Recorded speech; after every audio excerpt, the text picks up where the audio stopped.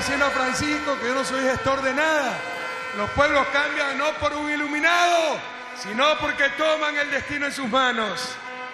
10 años le voy diciendo que no soy trabajador incansable, me canso, pero hay que seguir trabajando, compañeros. Dios les pague por estar aquí pese a la lluvia. Algunos han viajado toda la noche, vienen de lugares tan lejanos como Zamora, Morona. Bienvenidas todas y todos. Hace 10 años éramos un puñado de soñadores. Hoy somos miles, centenas de miles, millones. Un pueblo entero que ha tomado el control de su destino. Y en apenas una década, en términos de desarrollo eso es bastante poco, en apenas una década hemos logrado transformar irreversiblemente la patria. Recuperamos el valor de la palabra en la política. Por ese cumplimiento, nuestro pueblo nos ha otorgado en 10 ocasiones consecutivas su confianza en las urnas. Pasamos de ser el país de los imposibles a ser el país con grandes logros en todos los sectores. Ustedes lo saben, lo hemos visto. En muchas cosas saltamos de los últimos lugares a ser los primeros. Desarrollo social, infraestructura, seguridad, calidad del Estado, cuidado ambiental, sistema de justicia, seguridad social, equidad de género y que vivan las mujeres de la patria, política internacional. Ecuador ya cambió. En 2006, la economía ecuatoriana tenía un tamaño de 46.000 millones de dólares y hoy es más del doble. El promedio de crecimiento de nuestro gobierno es un punto más alto que el promedio latinoamericano y siempre favoreciendo a las grandes mayorías. Todos se han beneficiado en la década ganada. Los trabajadores más que duplicaron sus salarios. Los empresarios triplicaron sus ganancias. Nuestros campos y ciudades mejoraron sensiblemente y el desarrollo social ha sido impresionante. Nos dicen, para tratar de opacar todos estos logros, que tenemos altos impuestos. La realidad es que son menores que el promedio de América Latina, que a su vez es una de las regiones con más bajos impuestos del mundo, lo cual ha condenado a ser el continente con peor distribución de la riqueza. Aquí en Guayaquil pueden ver en el estero salado las casas de caña sobre el agua, pero también las mansiones con muelle propio. La isla Mocolí para los ricos, la isla Trinitaria para los pobres. Pero nos han convencido que los supuestamente altos impuestos es uno de los principales problemas del país. Escúchenme bien, esta es una de las lecciones aprendidas y una de las batallas pendientes. La oligarquía, y se lo digo con pena, la oligarquía tiene más conciencia de clase que los pobres y que la clase media. Y con sus medios de comunicación pueden hacer opinar a las grandes mayorías, incluso contra sus propios intereses. También se trata, como ya hemos dicho, del síndrome de Doña Florinda, ¿verdad? Ciertos grupos que dejaron la pobreza ya no se identifican con los pobres, sino con la gente de bien, entre comillas, y empiezan a maltratar a los don Ramones obreros, a engreír y garantizarles una herencia que no tienen a sus malcriados hijos quicos y a llamarle chusma a los demás. Nuestro gasto corriente, compatriotas, esta es la realidad, está por debajo del promedio regional, pero la inversión pública es 3 veces mayor. En estos 10 años hemos invertido cerca de 85.000 millones de dólares en todos los sectores, desde la educación, pasando por la defensa, hasta el servicio internacional para nuestros migrantes. Este año, y a pesar de las dificultades, el año pasado, olvidé que estamos en 2017, 2016, y a pesar de las dificultades, hemos inaugurado en promedio una obra diaria y no paramos ni pararemos. La próxima semana entregaremos aquí en Guayaquil el nuevo hospital del Guasmo Sur de casi 500 camas, compatriotas.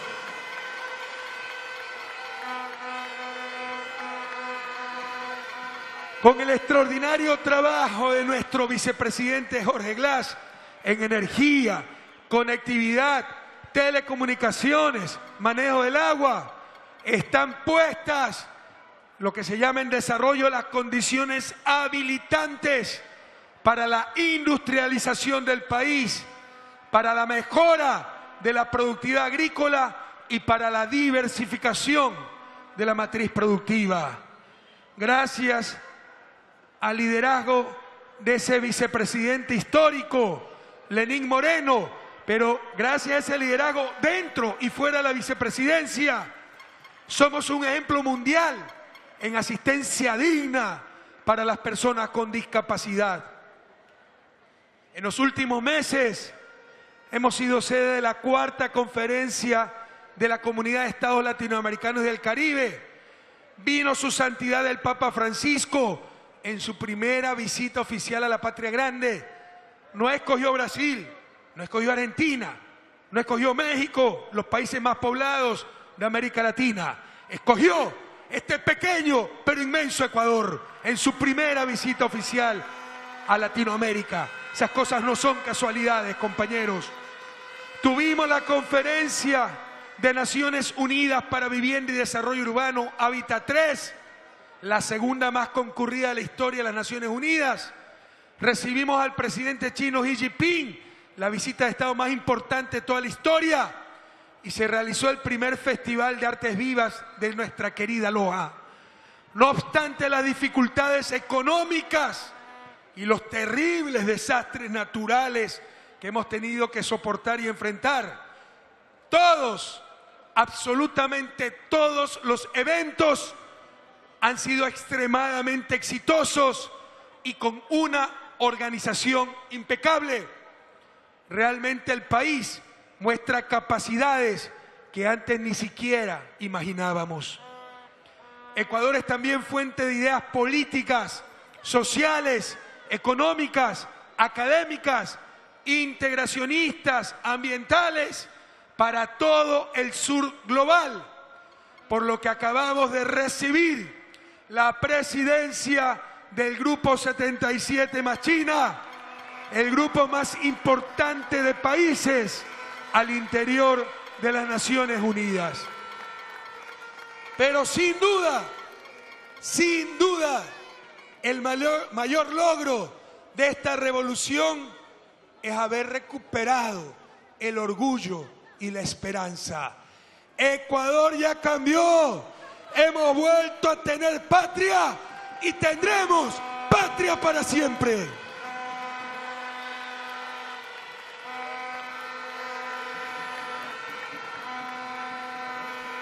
Francisco decía que soy el gestor de este cambio.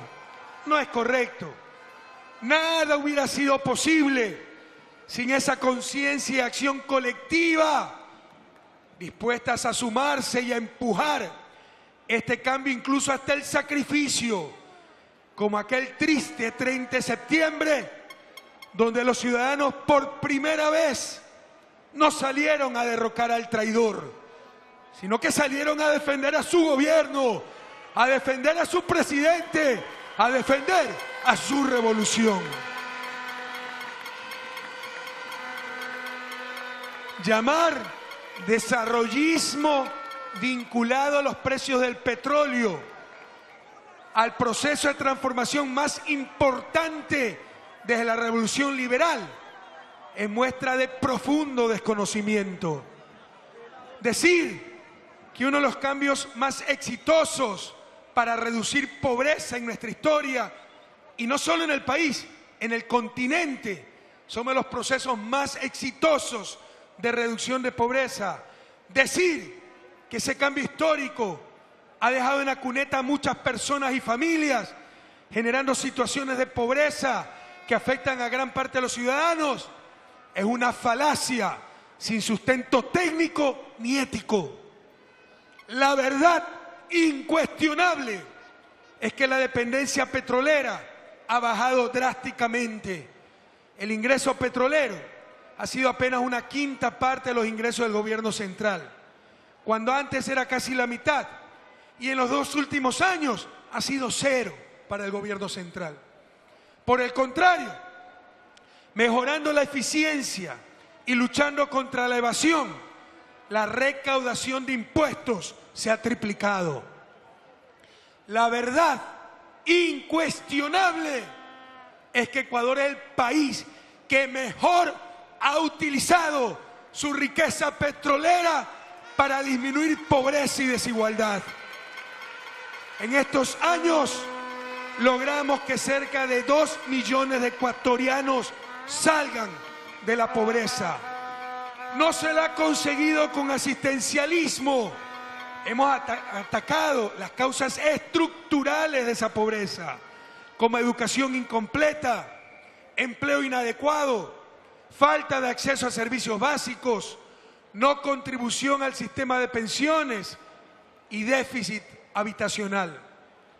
La pobreza, la migración, la violencia, los atentados a la dignidad de las personas, a los derechos humanos, a nuestros derechos humanos, no fueron generados por el socialismo del buen vivir, sino por el brutal neoliberalismo al cual derrotamos y que algunos en sus desvaríos parecen extrañar. Es verdad que hemos tenido tiempos difíciles, muy difíciles, pero ha sido cuando mejor hemos gobernado. En los últimos 2 años, las exportaciones se han desplomado casi un 40%, algo sin precedentes, casi 10.000 millones de dólares en pérdidas. Por primera vez, desde que somos exportadores de petróleo, en lugar de recibir ingresos de Petroamazonas y Petroecuador, tuvimos que darles 1.600 millones para evitar que quiebren, como estaba pasando con muchas petroleras alrededor del mundo. Por no tener moneda nacional, no pudimos responder a las depreciaciones de nuestros vecinos, lo cual hizo un grave daño a Tulcán, Huaquillas, las zonas fronterizas. Y por el contrario, el dólar sufrió una fuerte apreciación. Es lo que llamamos la tormenta perfecta, pero además fuimos víctimas del entreguismo de gobiernos anteriores. Me refiero a esos tratados de protección recíproca de inversiones que nos exigen someternos a tribunales que siempre fallan a favor de las transnacionales y que nos obligaron a pagar a petroleras como Occidental y Chevron cerca de 1.100 millones de dólares en apenas 6 meses. Esto significó la pérdida de más del 1% del PIB.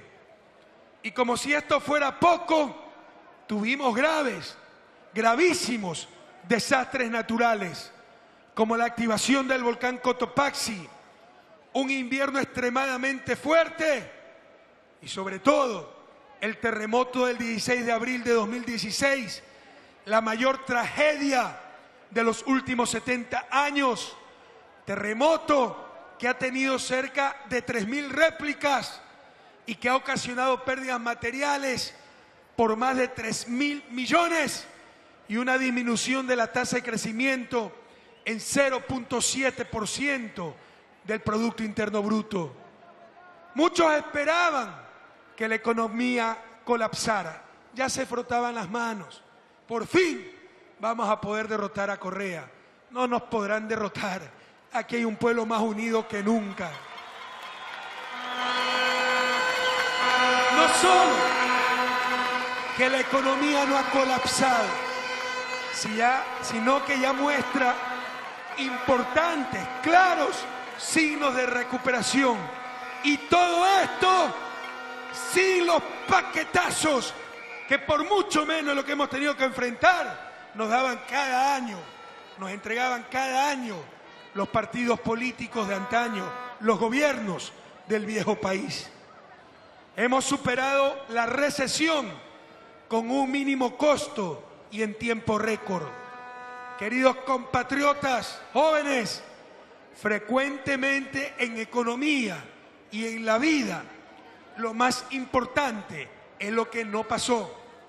Y con mucho menos de lo ocurrido, la partidocracia hubiese hecho quebrar al país, hubiese hecho colapsar a la dolarización, nos hubiera llevado a crisis terribles, como ya sucedió en 1999. Frente a los problemas económicos, nos creyeron un país de cobardes, que ante la primera dificultad nos rendiríamos. ¿No entienden que Ecuador ya cambió? La capacidad de recuperación del país ha sido impresionante. En el 2017 ya se prevé un crecimiento de 1.4%. Dejaremos al próximo gobierno una economía en crecimiento y estabilizada. Somos, queridos compatriotas, como la humilde arcilla que con el calor se vuelve aún más fuerte. El único dolor insuperable son las pérdidas de vidas humanas en aquel fatídico 16 de abril. Compatriotas, en los últimos meses hemos enfrentado el más grave caso de corrupción que ha sufrido el gobierno, que nos avergüenza y que hemos sido los primeros en combatir. Sin embargo, sostener que la corrupción deja en evidencia la falta de control y de fiscalización que el gobierno y las demás instituciones del Estado deben de ejercer es un insulto y una puñalada en la espalda para aquellos que nos hemos jugado hasta la vida por combatir la corrupción. Esto equivaldría a decir que si existe un cura pedófilo es por falta de control del obispo. No, como dice el Papa Francisco, la corrupción está generada por la adoración al dinero. Se trata de inconductas personales imposibles de predecir y que deben ser sancionadas ejemplarmente cuando sean detectadas. Nosotros realizamos un ejercicio honesto del poder y también estamos escandalizados y dolidos ante los últimos episodios de corrupción. Sufrimos la decepción de haber sido robados, pero pareciera que estas inconductas fueran solo patrimonio del sector público y los corruptos y corruptores del sector privado. No olvidar que los mayores saqueadores del país en tiempos modernos han sido los hermanos Isaías, defendidos, sí, por importantes sectores políticos, pero también por sectores económicos, mediáticos e incluso sectores religiosos.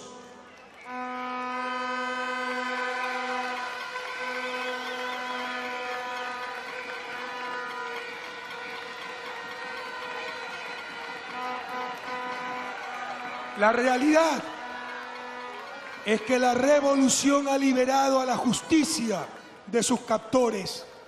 Hoy, gracias a un sistema de justicia independiente, ejemplo para la región, la reforma judicial más importante del planeta, con jueces elegidos por concurso de méritos y no por bochornosas componendas políticas, hoy prevalece siempre la justicia y el bien de las personas, y la gente ha podido crecer en libertad y dignidad como nunca antes en la historia.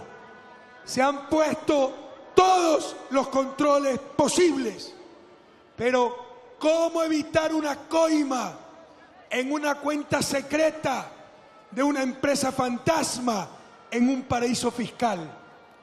Sin embargo, los que hablan de lucha contra la corrupción son los mismos que se oponen a la prohibición de paraísos fiscales para los servidores públicos.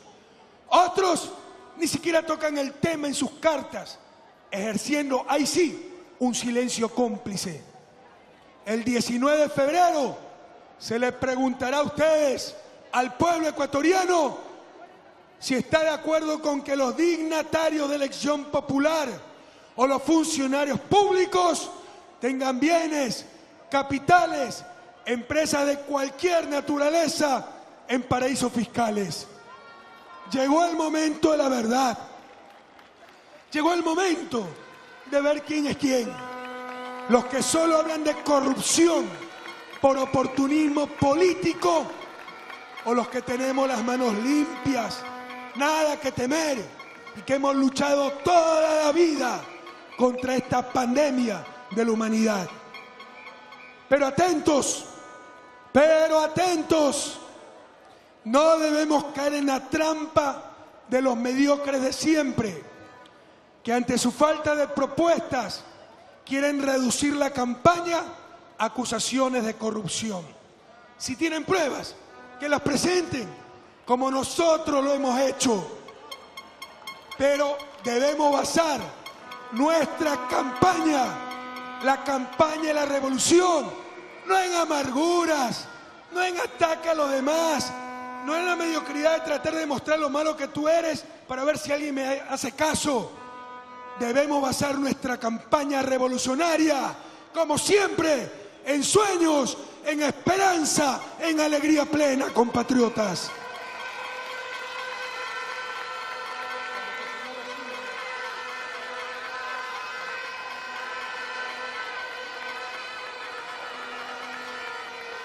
Ahora nos quieren hacer creer que la solución de los males de la República, que aún son muchos, es el neoliberalismo y los lugares comunes de la democracia burguesa, experta en rechazar supuestos populismos, liderazgos personalistas, mesianismos, limitación de libertades, etcétera, pero para no resolver nunca absolutamente nada. Se habla de la alternancia de los dirigentes políticos con el fin de evitar que se instauren privilegios ocultos.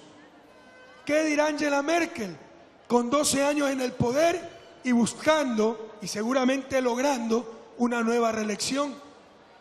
Pero además, el mismo argumento de alternabilidad para, entre comillas, evitar privilegios ocultos, ¿no sería válido para toda persona con poder, ya sea mediático, económico o religioso? Felizmente, a diferencia de los anteriores, en democracia es el pueblo el que decide sus autoridades políticas.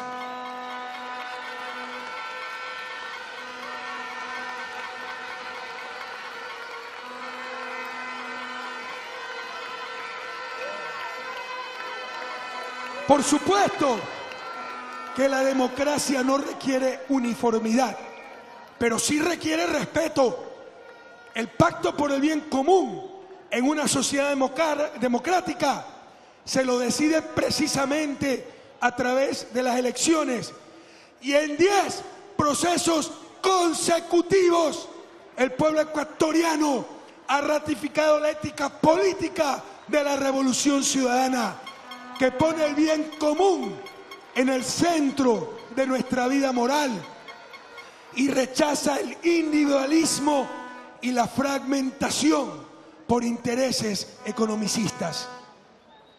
El Estado, claro, indiscutible, el Estado no debe sustituir a la iniciativa privada, pero tampoco debe someterse a ella, pues es el representante del bien común. Un malentendido concepto de subsidiariedad nos lleva al Estado mínimo neoliberal. Nos dicen ciertos grupos que el estatismo, el centralismo y el discurso único enmarcados en la propaganda del Estado son siempre una gran tentación de poder y de control. Probablemente es cierto, hay tentaciones por todos lados y pido cada día a Dios pasar por el poder y que el poder pase por mí, compatriotas. Pero lo que no dicen es el poder y control de los poderes fácticos sin legitimidad democrática, como el poder mediático, que crea una cultura hegemónica alrededor de los intereses de las élites de siempre y que cumple la función de cancerbero del status quo. Ya el Papa ha rechazado lo que llama los 4 pecados de los medios de comunicación. Seguramente también lo condenará la CIP por atentado a la libertad de expresión. Los 4 pecados de los medios de comunicación: la calumnia, la difamación, la desinformación y la enfermedad de la coprofilia, es decir, buscar siempre comunicar el escándalo. Pero los códigos de una democracia burguesa prohíben siquiera criticar a este poder fáctico, la prensa. En una sociedad democrática, todo poder debe tener control social, y de ahí lo necesario de la ley de comunicación. La asimetría de poder entre el medio y el ciudadano va disminuyendo, las cosas van cambiando, pero este cambio cultural al que también nos convoca la ley llevará tiempo, como lo han hecho a lo largo de la historia las grandes transformaciones sociales. Nos hablan de la actitud dialogante e integradora de los políticos y su capacidad para lograr consensos éticos.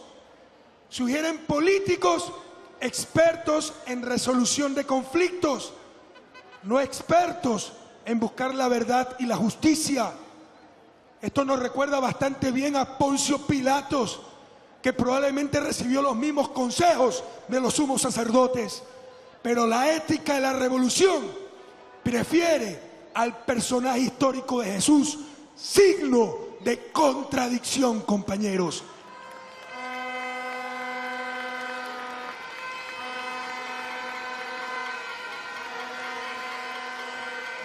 Los políticos, y peor aún un presidente, no son relacionistas públicos como pretenden ciertos sectores.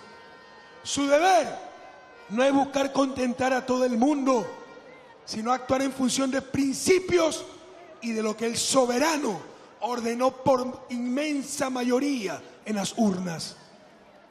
Don Helder Cámara decía que es el obispo rojo de Recife, un obispo insigne de la Teología de la Liberación. Don Helder Cámara, tuve la suerte de conocerlo en vida, un santo, sin lugar a dudas. Decía que cuando daba de comer a los pobres, lo llamaban santo. Pero cuando preguntaba por qué había pobres, lo llamaban comunista. Ese es el problema, cuando se quiere ir más allá de la simple caridad y se busca verdadera justicia.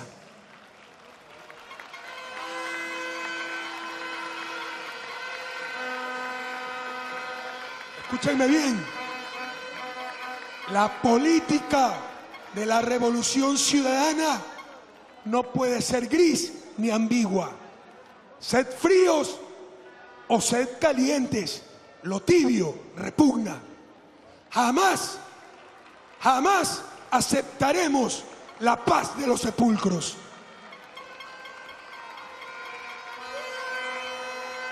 Hemos buscado el desarrollo de todas las personas y de toda la persona humana, es decir, el buen vivir, el desarrollo integral, pero eso implica tensiones políticas extremadamente serias.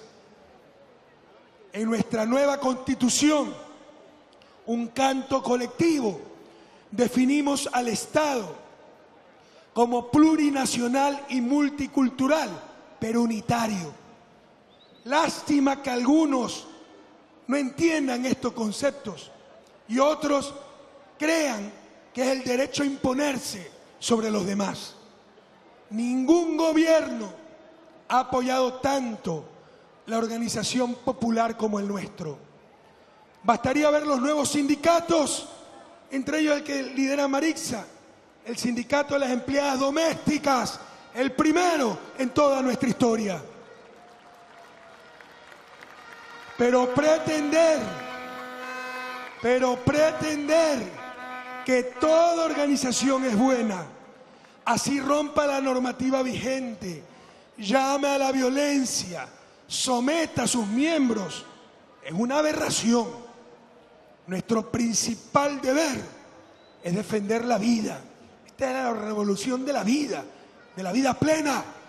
Y en nombre de supuestas ancestralidades, no permitiremos la violencia, compañeros. Nunca antes, como en nuestro gobierno, los pueblos indígenas han sido reconocidos, respetados, protegidos. Por eso gozamos de su inmenso apoyo y hemos derrotado a sus supuestos representantes en todas las circunscripciones electorales.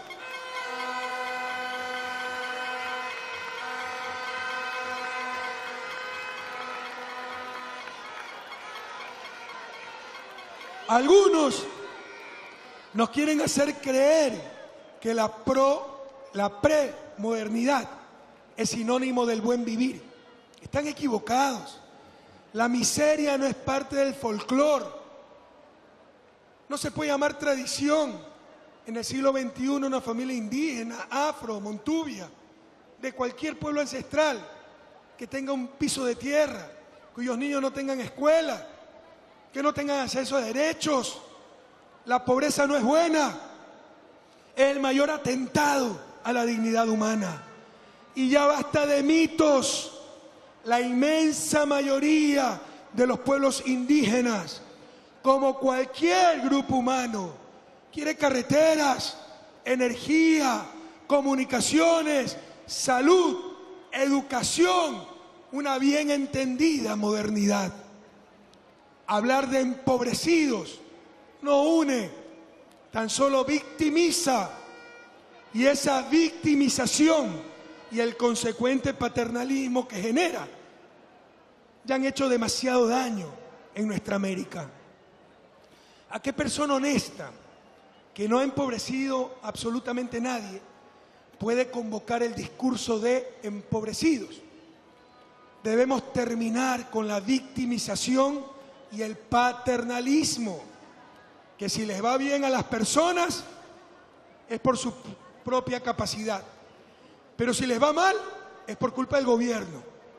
Aquello solo provoca que la gente no asuma responsabilidades. Bienaventurados los ciudadanos que asumen sus responsabilidades.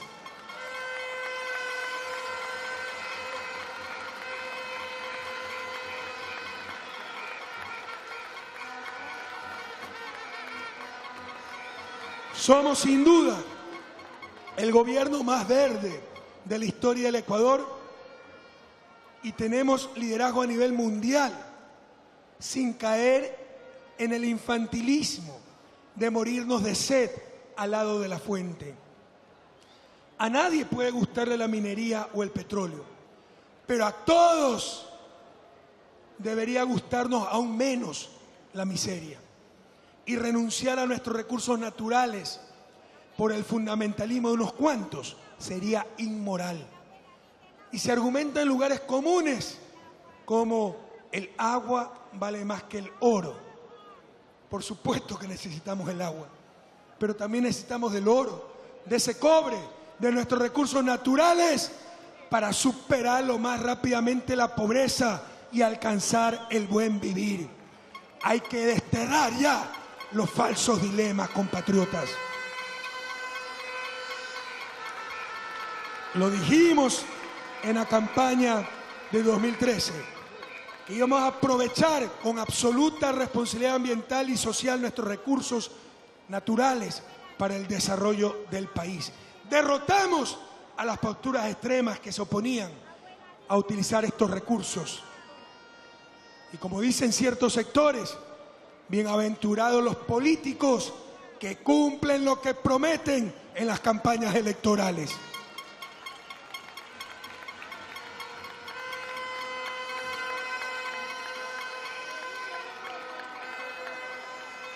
Pero no hemos venido a hablar del pasado, hemos venido a hablar de futuro.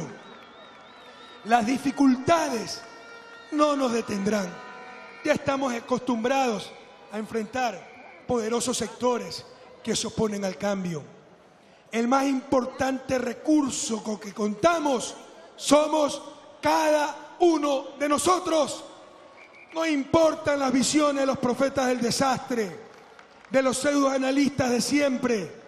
Son sus recetas las que siempre han fracasado, no las nuestras. Lo que realmente importa es este nuevo Ecuador, donde nada ni nadie podrán hacer que el pasado vuelva, donde nadie está solo, donde hay un pueblo unido, un pueblo renacido, un pueblo orgulloso de lo que ha alcanzado, con su mirada puesta en el mañana.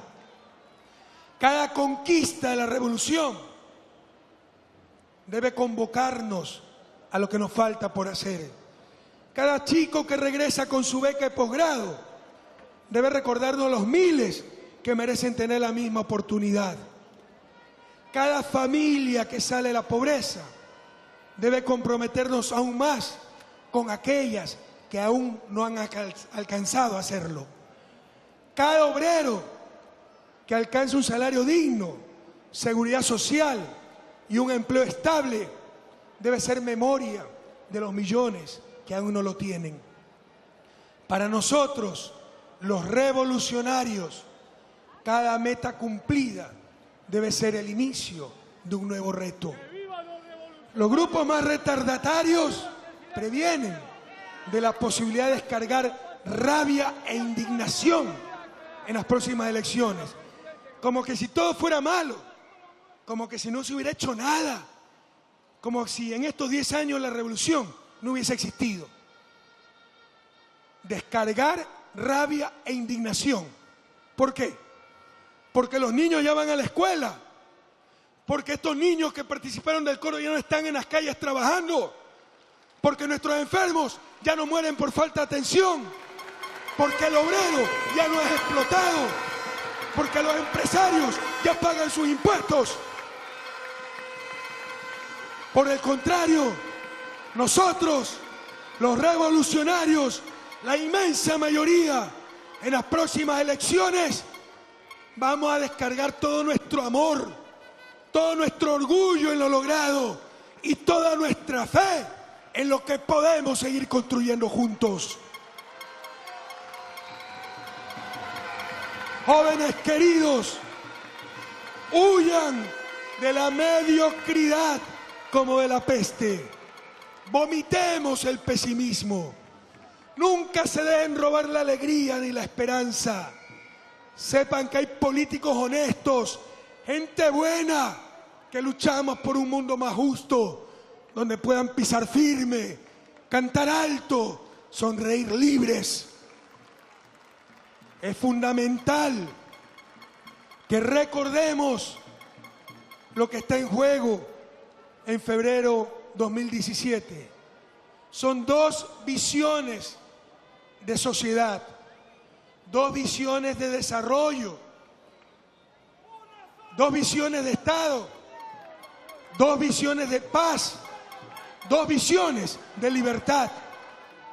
Para la oposición, paz es tan solo la ausencia de guerra, la simple pacificación.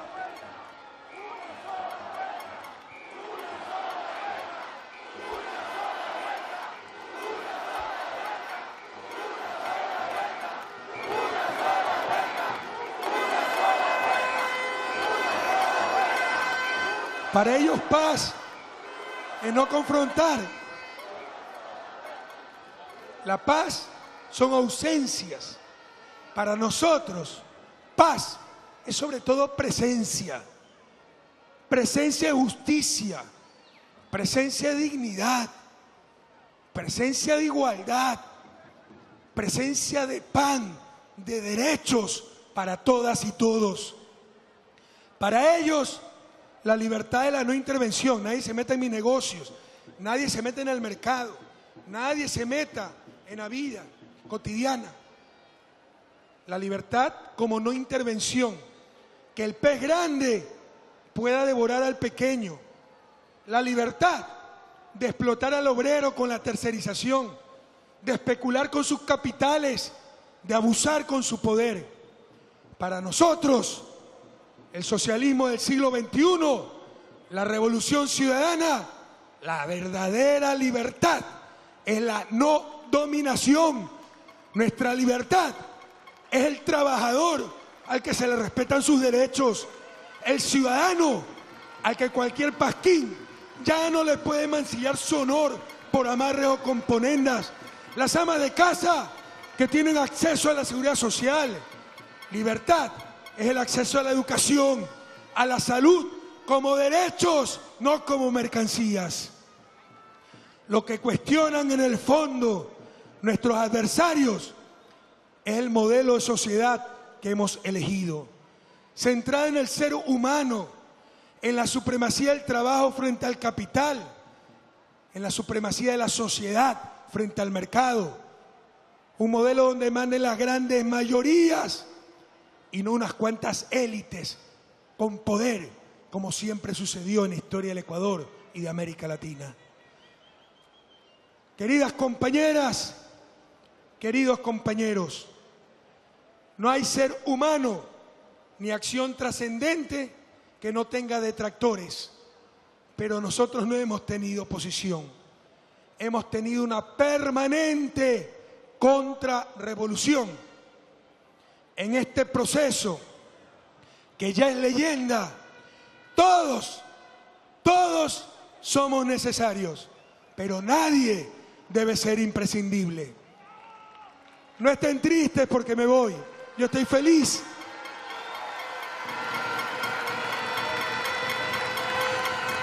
Probablemente no tendré una nueva oportunidad de hablar como presidente ante tantos compatriotas presentes. Pero no estén tristes porque me voy. Sinceramente yo estoy muy feliz. La vida me ha dado mucho más de lo que pude imaginar. Y el secreto de la verdadera felicidad es tratar de hacer felices a los demás, que es lo que he intentado hacer cada día.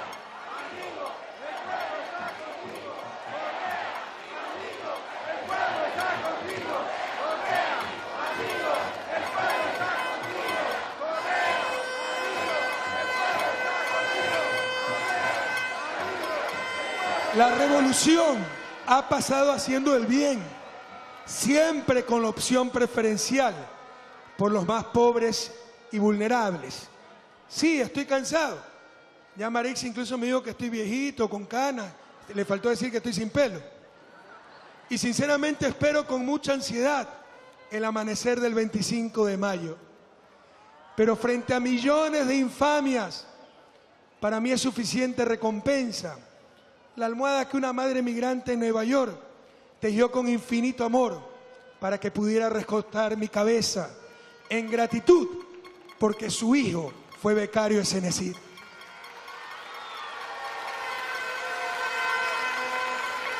Ojalá que el próximo presidente,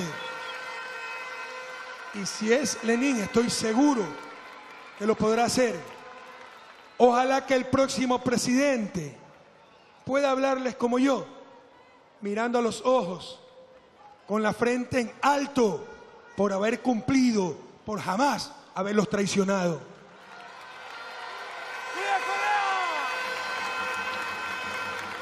Hemos elevado tanto los estándares que a los anteriores gobiernos se los criticaba por no haber hecho nada y a nosotros se nos critica por no haber hecho todo.